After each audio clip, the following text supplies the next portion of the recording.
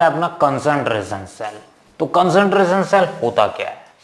Concentration sales ऐसे type के sales होते हैं जिसमें दो मेटल इलेक्ट्रोड्स तो सेम टू सेम लिए जाते हैं, चलो इलेक्ट्रोलाइटिक सॉल्यूशन भी लिया जाता है, बट जो मेटल इलेक्ट्रोड हम यहाँ लेते हैं वो दोनों मेटल इलेक्ट्रोड सेम एलिमेंट्स के बने होते हैं। मतलब अगर मैं जिंक का ले रहा हूं तो दोनों मेटल इलेक्ट्रोड जिंक के ही बने होंगे, ठीक है। और जो नीचे में इलेक्ट्रोलाइटिक सॉल्यूशन लेंगे वो भी दोनों सेम रहता है।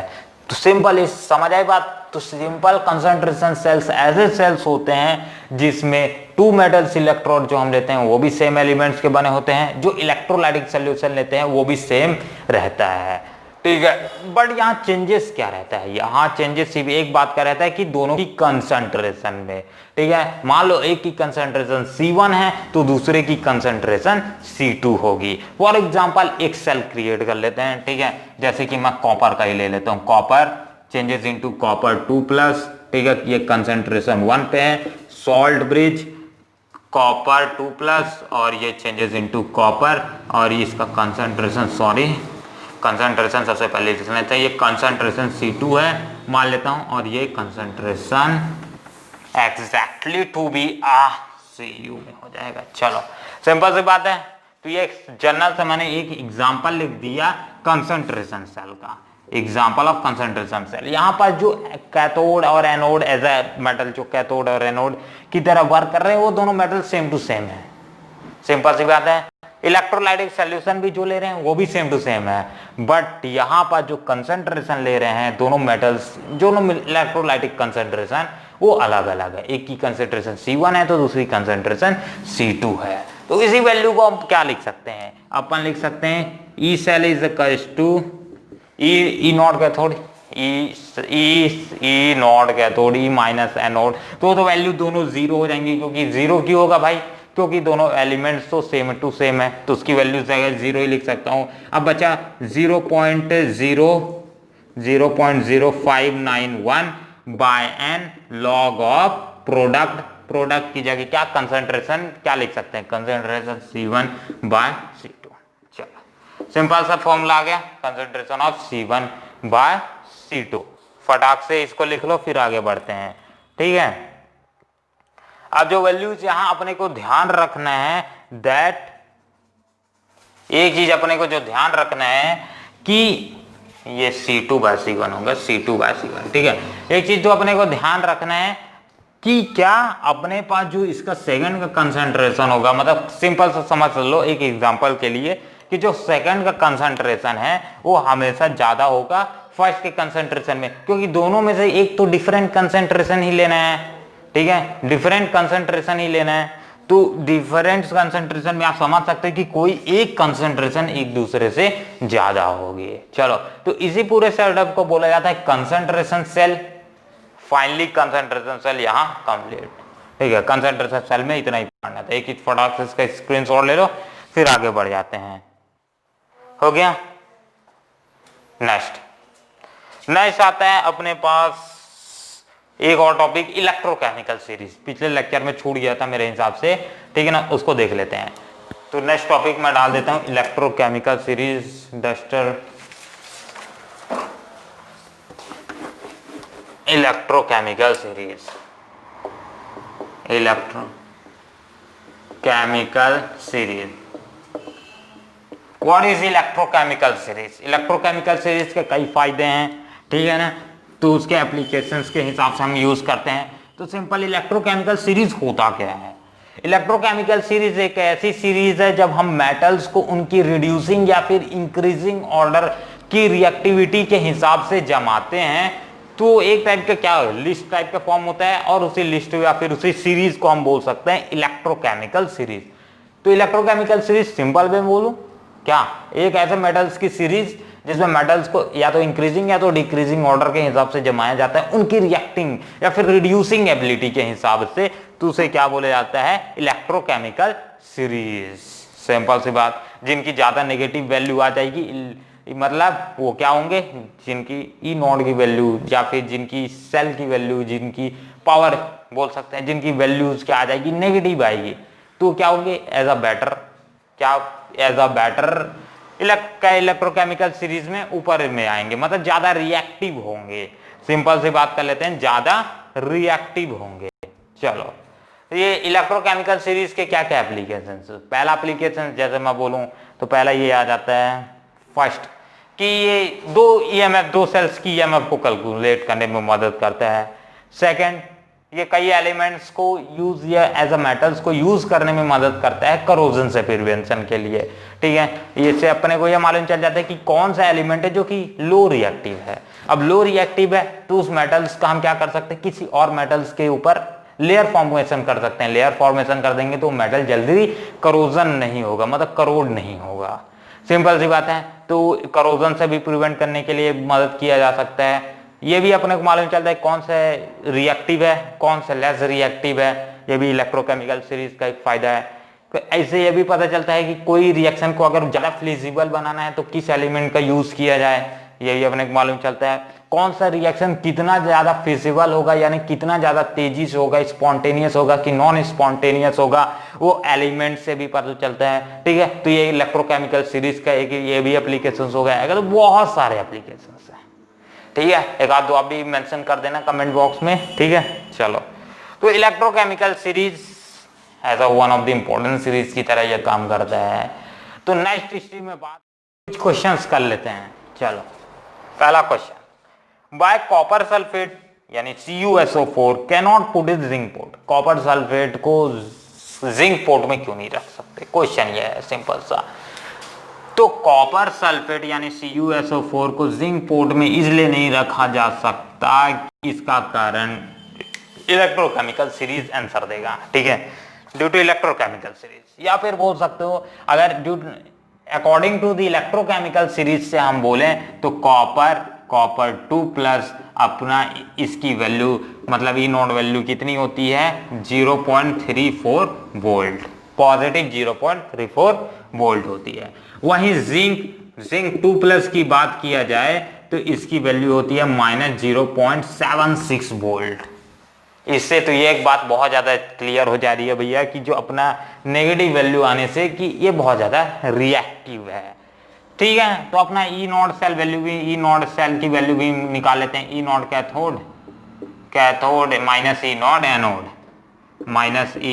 एनोड, तो ये वैल्यू कितना आ जाएगा, ई नॉट कैथोड की वैल्यू पॉजिटिव, मतलब कैथोड मतलब पॉजिटिव 0.34 माइनस और माइनस क्या हो जाएगा प्लस 0.76, तो करीबन 7 6 4 10 और इसकी वैल्यू 1 7 3 10 1 11।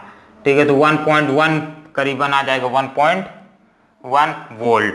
तो ई सेल यहाँ एक चीज तो मालूम चल गया भैया, ई सेल की वैल्यू पॉजिटिव आ रही है। मतलब ई सेल की वैल्यू अगर पॉजिटिव आ रही है तो अपन सिंपल सी बात है डेल जी की वैल्यू क्या आ जाएगी, नेगेटिव ही आएगी। ठीक है, डेल जी क्या है, गिव्स फ्री एनर्जी। इसी के बाद जैसे टॉपिक पढ़ेंगे, ठीक है ना, तो वहां ज्यादा चीजें अपने समझ आएगी। ठीक है, तो वहां पास मतलब गिव्स फ्री एनर्जी की अगर डेल जी की वैल्यू नेगेटिव आती है तो अपने को एक चीज तो मालूम चल जाता है भाई कि ये रिएक्शंस क्या होगा, ये एक रिएक्शन स्पॉन्टेनियस केमिकल रिएक्शन होगी। ठीक है, क्या होगा, स्पॉन्टेनियस केमिकल रिएक्शन होगी। मतलब स्पॉन्टेनियस केमिकल रिएक्शन मतलब बहुत ज्यादा हाईली रेट से रिएक्शन हो जाएगी, इसलिए अपन नहीं रख सकते क्योंकि अपने को उसको सेफली रखना है, रिएक्ट नहीं कराना है। अगर सिंपल से मैं मान के चलता हूँ ये जिंक है और ये CuSO4, इन दोनों को मैं रख भी देता हूँ तो ये ZnSO4 क्रिएट कर लेगा और कॉपर 2 प्लस, क्योंकि जिंक जो है वो हाईली रिएक्टिव है, ये रिएक्शन यहाँ हो जाएगी। पर अपने को ऐसा कोई रिएक्शन का लफड़ा नहीं चाहिए। चलो फटाक से इसका स्क्रीनशॉट ले लो, फिर आगे बढ़ते हैं नेक्स्ट क्वेश्चन में। नेक्स्ट क्वेश्चन में अपने को पूछा है why copper can not be dissolved in HCl, मतलब कॉपर को हम HCl में क्यों नहीं डिसॉल्व कर सकते। इसी तरह से फिर से due to according to electrochemical series के हिसाब से अगर हम लिखते हैं, ठीक है, अकॉर्डिंग टू इलेक्ट्रोकेमिकल सीरीज इसके हिसाब से अगर लिखते हैं तो कॉपर की value copper into copper 2 plus की वैल्यू आ जाती है 0.34 वोल्ट, और वहीं H यानी H और H प्लस की वैल्यू लिखते हैं तो ये कितनी आ जाती है, H2 और H प्लस होता है। ठीक है ना, H2 और H प्लस की लिखते हैं तो ये 0.00 वोल्ट, मतलब एक न्यूट्रल की तरह ये वर्क करता है। ठीक है, तो इससे एक चीज तो ये मालूम चल जाता है कि जो अपने पास कॉपर 2+ है वो हाईली ऑक्सीडाइजिंग की तरह वर्क करेगा, ठीक है, मतलब हाईली ऑक्सीडाइजिंग एजेंट की तरह वर्क करेगा। पावर OXIDIZING ऑक्सीडाइजिंग पावर इसकी क्या होगी, ज्यादा होगी, किसके मुकाबले, हाइड्रोजन के मुकाबले। तो एक चीज तो अपने की ये भी मालूम चल गई यहां से इस कॉन्सेप्ट के थ्रू कि दैट हाइड्रोजन कॉपर को इजिली रिड्यूस नहीं कर पाएगा। तो इस कारण से हम ये भी कारण हो जाएगा जिसके कारण हम कॉपर को HCl में नहीं रख सकते हैं। चलो नेक्स्ट, अब मैं 10-12 ठोक एलिमेंट्स के नाम लिख देता हूं फटाक से, फिर उसको अब बताना है आपको रिएक्शंस के हिसाब से जमाना है। तो चलो फटाक से इसको कर लेते हैं फिर कंप्लीट। चलो क्वेश्चन तैयार, अब इसको क्वेश्चन को भी रीड कर देता हूं। गिवन दैट, ये सारे के सारे एलिमेंट्स अपने पास गिवन है। अब इसका मेन क्वेश्चन क्या पूछ रहा है ये सुनो। Arrange the metals with increasing order of their reducing agent, मतलब रिड्यूसिंग एजेंट के हिसाब से इन सभी चीजों को जमाना है, ठीक है। मतलब जो हाईली रिड्यूसिंग एजेंट की तरह वर्क करेंगे या फिर हाईली रिएक्टिव बोल सकते हो, उसके हिसाब से अपने को जमाना है। तो सबसे ज्यादा जो नेगेटिव होगा वो सबसे ज्यादा उसकी पावर होगी, ठीक है। तो चलो रिड्यूसिंग पावर सबसे ज्यादा नेगेटिव की होगी। तो सबसे फर्स्ट में क्या आ जाएगा, K+/K सबसे पहला। दूसरे नंबर पे क्या आ जाएगा जो सबसे नेगेटिव है ये। इसके बाद ये वाला Mg मैग्नीशियम Mg2+/Mg दूसरे नंबर पे। तीसरे नंबर पे क्या आ जाएगा अपने पास नेगेटिव ये अपना 0.34 है ना, ठीक है। तो ये क्या आ जाएगा क्रोमियम 3+/क्रोमियम। फोर्थ नंबर पे क्या आ जाएगा, फोर्थ नंबर पे अपना आ जाएगा। अब इसके बाद जो इससे छोटी वैल्यूज है वो आएंगे, ठीक है। तो इन सभी में से सबसे छोटी वैल्यू कौन सी है, इन सभी में कॉपर की सबसे छोटी वैल्यू है कॉपर 2+/कॉपर, ठीक है, 0.34 वोल्ट है और इसका 0.44 वोल्ट है, इसलिए फिफ्थ नंबर पे आयरन Fe2+/Fe। और 6 नंबर पे क्या आ जाएगा आखिरी अपना सबसे पॉजिटिव वाली वैल्यू Ag, मतलब Ag गोल्ड Ag+/Ag। ये तो ऊपर जैसे हम मूव करते जाएंगे तो इन सब की रिड्यूसिंग नेचर इंक्रीज करते जाएगा। चलो तो इसको फटाक से स्क्रीनशॉट ले लो। इसके बाद आज का टॉपिक स्टार्ट करते हैं, Gibbs free energy. Next topic है अपना, रब कर देता हूं, गिब्स फ्री एनर्जी।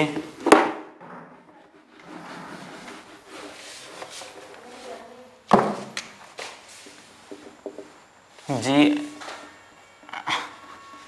रुकना भाई लोग, चलो ठीक है। Gibbs free energy, next topic, what is Gibbs free energy. Simple भाषा में बोलो तो गिब्स फ्री एनर्जी कोई भी केमिकल रिएक्शन कितना ज्यादा स्पॉन्टेनियस होगा, या कोई केमिकल रिएक्शन स्पॉन्टेनियस होगा या नॉन स्पॉन्टेनियस होगा, ये डिसाइड करता है Gibbs free energy. Gibbs free energy का फॉर्मूला क्या होता है, इसे डेल जी से डोनेट किया जाता है, किससे, डेल जी नॉट से डोनेट किया जाता है। तो del G naught is equal to -NF E naught cell, ठीक है, -NF E नॉट सेल। यहाँ पास आपका पिछला वाला कॉन्सेप्ट जो एक क्वेश्चन किए थे ना, कॉपर और जिंक वाला, जिंक पोर्ट वाला, ठीक, वो भी क्लियर हो जाएगा। देखो ये आ जाता है पूरा का पूरा गिब्स फ्री एनर्जी। कोई भी रिएक्शन स्पॉन्टेनियस होगा या फिर नॉन स्पॉन्टेनियस होगा वो डिसाइड करता है अपना गिब्स फ्री एनर्जी। ऊपर के टॉपिक को रब कर देता हूं, सिंपल सा। तो गिब्स फ्री एनर्जी यानी डेल जी। अगर मान लेते हैं कोई भी, यहाँ क्या क्या सारी चीजें इसको भी डिस्कस कर लेते हैं। एंड यहाँ number of free electrons take part in a chemical reaction, जो भी एक केमिकल रिएक्शन में कितने number of free electrons participate कर रहे हैं वो n की वैल्यू आ जाएगी। f आ जाएगा फराडेज लॉ कांस्टेंट, जो कि 96,500 सेल्सियस होता है, ठीक है। इस ई नॉट सेल डिफरेंट मेटल्स के लिए अलग अलग वैल्यू आ जाएगी, सिंपल सा। तो अगर मान लो यहाँ दो केसेस आ सकते हैं, ठीक है, या तो ई नॉट सेल की वैल्यू क्या होगी, पॉजिटिव होगी, एक ये हो सकता है, या ई नॉट सेल की वैल्यू नेगेटिव होगी। दो केस यहाँ पास बन सकते हैं, पहला केस, सेकंड केस। अगर ये वाला केस आता है मतलब ई नॉट सेल की वैल्यू पॉजिटिव, ये पॉजिटिव, तो ये टर्म पूरा होल टर्म नेगेटिव ये आएगा, तो डेल जी की वैल्यू क्या आ जाएगी, नेगेटिव इस केस के लिए। तो मतलब यहां पहला बात तो ये कि स्पॉन्टेनियस केमिकल रिएक्शन होगी, ठीक है, स्पॉन्टेनियस केमिकल रिएक्शन होगी। दूसरा यहां एज अ सेल वर्क करेगा, मतलब अगर सेल कोई वर्क जो भी अपने पास इलेक्ट्रोकेमिकल सेल है, इलेक्ट्रोलाइटिक सेल है, वो वर्किंग कर रहा है या नहीं कर रहा है, ये गिब्स फ्री एनर्जी ये भी डिसाइड करता है। तो अगर इसकी डेल जी की वैल्यू नेगेटिव आती है तो भैया वो सेल काम कर रहा है, ठीक है। मान लो अगर ई नॉट सेल की वैल्यू ही नेगेटिव है तो इसकी वैल्यू ये नेगेटिव तो नेगेटिव पॉजिटिव, मतलब डेल जी की वैल्यू अपने पास पॉजिटिव आ जाएगी। तो अगर डेल जी की वैल्यू अगर अपने पास पॉजिटिव आती है तो सिंपल सी बात है यहाँ कि ये सारी की सारी जो भी इस रिएक्शन होगी, रेट ऑफ रिएक्शन, वो नॉन स्पॉन्टेनियस, मतलब बहुत ज्यादा धीमा, ठीक है, non spontaneous rate of reaction हो जाएगी, मतलब रेट ऑफ रिएक्शन एक तरह से डिक्रीज कर जाएगा। और यहाँ सेल भी नॉन फंक्शनिंग करेगा, मतलब वर्किंग स्टेज में नहीं रहेगा। चलो तो गिब्स फ्री एनर्जी भी कंप्लीट हो गया। इससे रिलेटेड एक क्वेश्चन करते हैं, फिर स्क्रीनशॉट हो जाए। अपने पास एक क्वेश्चन भी है, यहाँ पास अपने पास value standard electrode potential value E not cell for a Daniell cell is 1.1 volt, calculate the del G value. मतलब डेल जी वैल्यू अपने को कैलकुलेट करना है, क्या क्या चीजें दी गई हैं यहाँ पास फॉर अ डेनियल सेल। एक चीज अपने को ध्यान रखना है कि कौन सा सेल यहाँ इस्तेमाल किया जा रहा है, ठीक है ना, कौन सा सेल यहाँ इस्तेमाल किया जा रहा है, ये इस्तेमाल कर, ये मतलब सबसे ज्यादा ध्यान रखना है। डेनियल सेल इस्तेमाल किया जा रहा है, पहली बात ये ध्यान रखना है, ठीक है ना, क्या ध्यान रखना है, डेनियल सेल इस्तेमाल कर रहा है, ये पहली बात। मतलब डेनियल सेल का रिएक्शन क्या होता है, zinc plus copper 2 plus gives me zinc 2 plus और कॉपर, ये होती है, ठीक है। डेनियल सेल्स के लिए रिएक्शन तो यही होती है। ये किस में आ जाता है, अपना सॉलिड स्टेट में एग्जिस्ट करता है। शुरू में ये सॉलिड स्टेट में आ जाएगा, जिंक अपना फास्ट में एक्वस स्टेट में एग्जिस्ट करेगा। डेनियल सेल के लिए तो यही रिएक्शन होती है। अब अपने पास यहाँ बोला क्या है, इसके लिए अपने पास दिया गया है डेनियल सेल मतलब ई नॉट की वैल्यू और distance electrode value E not value अपने पास दी गई है। मतलब इस ई नॉट सेल की वैल्यू कितनी दी गई है, 1.1 वोल्ट, सिंपल सी 1.1 वोल्ट दिया गया है। इसी में अब अपने को फाइंड करना है डेल जी नॉट की वैल्यू को फाइंड करना है। चलो सिंपल से यही फॉर्मूला इस्तेमाल करना है और निकाल लेना है। एन नंबर ऑफ इलेक्ट्रॉन सबसे पहले फाइंड करना पड़ेगा। एन नंबर ऑफ इलेक्ट्रॉन कितने पार्टिसिपेट कर रहे हैं, यहाँ पर दो, मतलब 2 नंबर ऑफ इलेक्ट्रॉन्स पार्टिसिपेट कर रहे हैं। ये तो नॉर्मल फॉर टास्क से करना है तो ये यूज करेंगे। बाकी अपने को क्या यूज करना पड़ेगा, अगर जिंक है सिंपल जिंक 2 प्लस में चेंज हो रहा है तो ये जिंक 2 प्लस प्लस 2 इलेक्ट्रॉन की ये लूज कर रहा है, ठीक है, मतलब इसमें ऑक्सीडेशन हो रहा है। सिंपली कॉपर 2 प्लस है, ये 2 इलेक्ट्रॉन की क्या कर रहा है, गेन कर रहा है, 2 इलेक्ट्रॉन की गेन कर रहा है और ये कॉपर में चेंज हो रहा है, ठीक है। तो यहाँ 2 इलेक्ट्रॉन, यहाँ 2 इलेक्ट्रॉन, मतलब n नंबर की वैल्यू कितनी आ जाएगी, इस रेट से n की वैल्यू आ जाएगी 2। तो अपने पास n की वैल्यू मालूम चल चुकी है। तो del G naught is equal to n की वैल्यू -2, ठीक है, 2 को आ जाएगी माइनस, पहले से ही लगा है। फराडे की वैल्यू होती है 96,500, ई नॉट सेल की वैल्यू 1.1 वोल्ट दिया गया है। तो डेल जी नॉट की वैल्यू सिंपल आप कैलकुलेट कर लो, ठीक है, जो भी वैल्यू आ जाएगी वो केल्विन जूल मोल इनवर्स में आएगी, ठीक है, वो डैश वैल्यू आप कैलकुलेट करके कर लेना। चलो तो ये वीडियो का एक स्क्रीनशॉट ले लो फटाक से बस। तो धन्यवाद, और इस सब का पीडीएफ लिंक आपको डिस्क्रिप्शन में मिल जाएगा। और हमारे फेसबुक पेज को चेक करना मत भूलिएगा, जेपी वर्ल्ड क्लासेस के नाम से, उसका पीडीएफ उसका लिंक भी डिस्क्रिप्शन में मिल जाएगा, ठीक है, सबसे आखिरी में होगा। और हमारे वेबसाइट को मस्ट विजिट। तो धन्यवाद, और मिलते हैं अगले वीडियो पे जहाँ कुछ और इसी चैप्टर से रिलेटेड क्वेश्चन सॉल्व करेंगे और नेक्स्ट टॉपिक में भी जाएंगे। धन्यवाद, जय हिंद, जय भारत।